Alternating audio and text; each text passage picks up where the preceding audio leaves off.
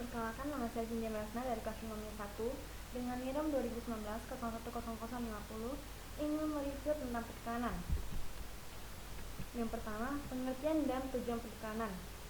Kata iklan atau advertising berasal dari bahasa Latin, yaitu advertere, yang makna atau memindahkan, mengalihkan pikiran dan gagasan kepada pihak lain. Iklan juga merupakan komunikasi satu arah. Yang kedua, definisi iklan. Iklan adalah suatu pemberitahuan kepada khalayak ramai mengenai barang dan jasa yang dijual, yang dipasang di media seperti media elektronik dan media cetak. Contohnya media elektronik seperti televisi, handphone dan radio, dan media cetak seperti koran dan majalah, atau bisa juga ditempatkan di tempat-tempat umum lainnya.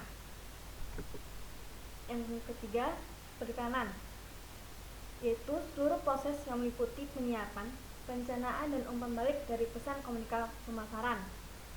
Definisi periklanan yaitu keseluruhan proses yang meliputi penyiapan, perencanaan, pelaksanaan, dan pengawasan penyampaian iklan. Ada 6 elemen iklan, yaitu fase sasaran atau target sasaran, yang kedua non-pribadi, yang ketiga media massa sebagai penyampai, yang keempat membujuk dan mempengaruhi konsumen, yang kelima proses identifikasi sponsor, dan yang terakhir yang keenam adalah bentuk komunikasi berbayar. Tujuan iklan menurut Okyanti. Yang pertama, membangun dan mengembangkan citra positif bagi suatu perusahaan dan produk yang dihasilkan melalui proses sosialisasi yang terencana dan tertata dengan baik. Yang kedua, membentuk public opini yang positif.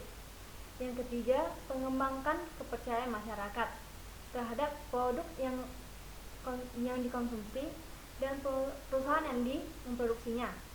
Yang keempat, menjalin komunikasi secara efektif dan efisien dengan masyarakat yang luas. Fungsi iklan menurut SIM yaitu memberikan informasi periklanan, membuat konsumen ingin merek baru. Dan yang kedua, mempersuasi iklan yang efektif akan mampu membujuk konsumen untuk mencoba produk dan jasa diiklankan. Yang ketiga, mengingatkan iklan untuk menjaga agar merek perusahaan tetap segar dalam ingatan para konsumen. Yang keempat, memberikan nilai tambah tentang periklanan dengan cara penyempurnaan kualitas dan informasi pada merek dengan mempengaruhi persepsi dengan konsumen. Yang kelima, mendampingi. Peranan periklanan sebagai pendamping yang memfasilitasi upaya-upaya lain dari perusahaan dalam proses komunikasi pasaran. Di sini ada fungsi iklan penguatan, yaitu memberikan keyakinan terhadap produk yang dipilih sudah tepat. Yang kedua, informatif, menciptakan kesadaran dan pengetahuan tentang produk. Yang ketiga, persuasif, mengajak agar khalayak ramai memiliki keyakinan terhadap produk hingga menciptakan kesukaannya.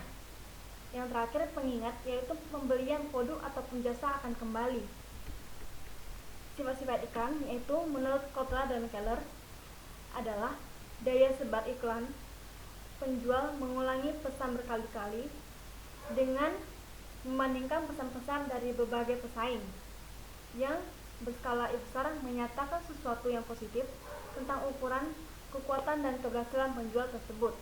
Yang kedua, daya ekspresi yang besar, memberikan peluang untuk mendramatisir perusahaan tersebut dan produknya melalui penggunaan cetakan, suara, dan warna yang berseni.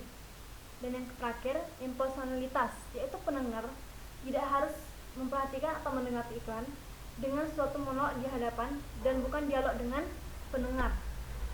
Baik, hanya ini yang dapat saya sampaikan. Saya ucapkan terima kasih.